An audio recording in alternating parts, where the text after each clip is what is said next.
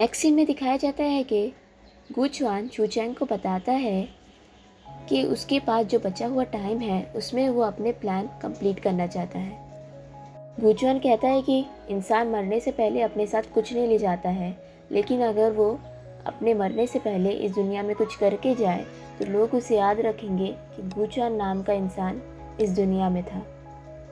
गुचुआन की इन बातों को सुनकर शूचैंग डिस्टर्ब हो जाता है और वो अर्जेंटली सुमनलिन को कहता है कि गुचुआन के लिए एक असिस्टेंट की ज़रूरत है जो कि उसका ख्याल रख सके। तभी गुचुआन साफ इनकार कर देता है कि उसको कोई असिस्टेंट नहीं चाहिए। नेक्स्ट सीन में हमें गुचुआन की 100 चीज़ें करने का प्लान दिखाया जाता है, जिसमें से एक कब्र खरीदना भी रहता है और उस लिस्ट के सारी चीज़ों में येलो मार्क रहता है, यानी कि वो उन्हें कंप्लीट कर चुका है। और जो लास्ट में बचा हुआ है वो है जीना अवार्ड जीतना। नेक्स्ट सीन में सुमनलिन और शूचैंग एक क्लाइंट से मिलने जाते हैं और वो वहाँ ड्रिंक कर रहे होते हैं।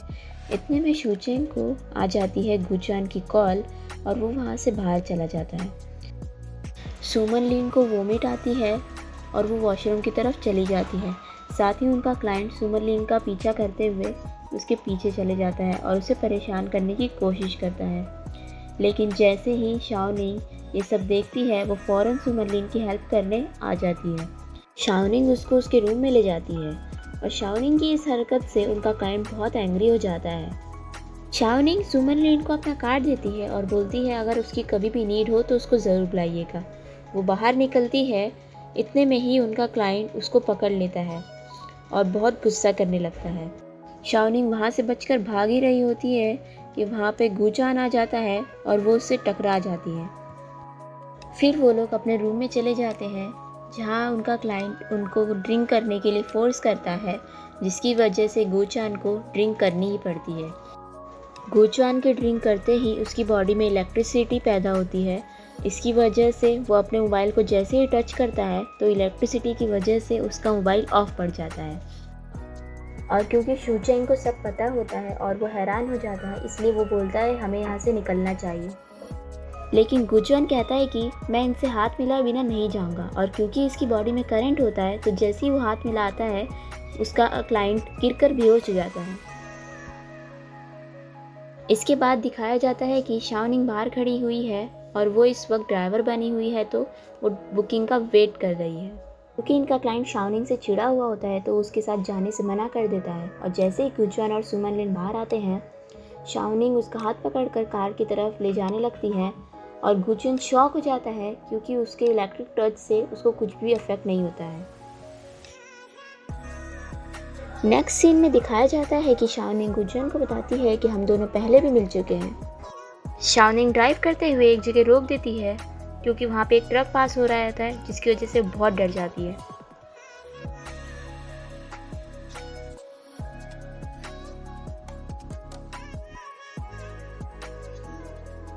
तो गुचुआन उसे कहता है कि तुम बाहर निकलो और थोड़ा हवा खाकर इजी हो जाओ तो ड्राइविंग कर लेना।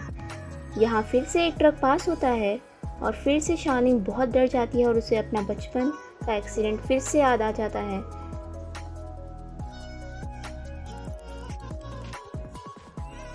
और फिर वो गुचुआन का हाथ पकड़ लेती है।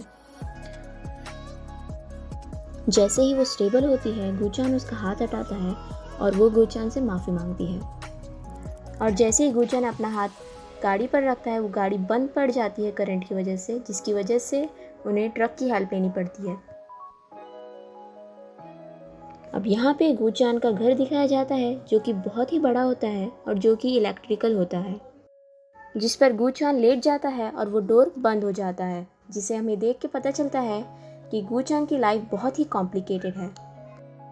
तो फ्रेंड्स, मेरे वीडियो को लाइक करें और मेरे चैनल को सब्सक्राइब ज़रूर करिएगा ताकि मेरी वीडियो की नोटिफिकेशन आपको मिलती रहे। तो चलिए, मिलती हूँ आपसे अगली वीडियो में।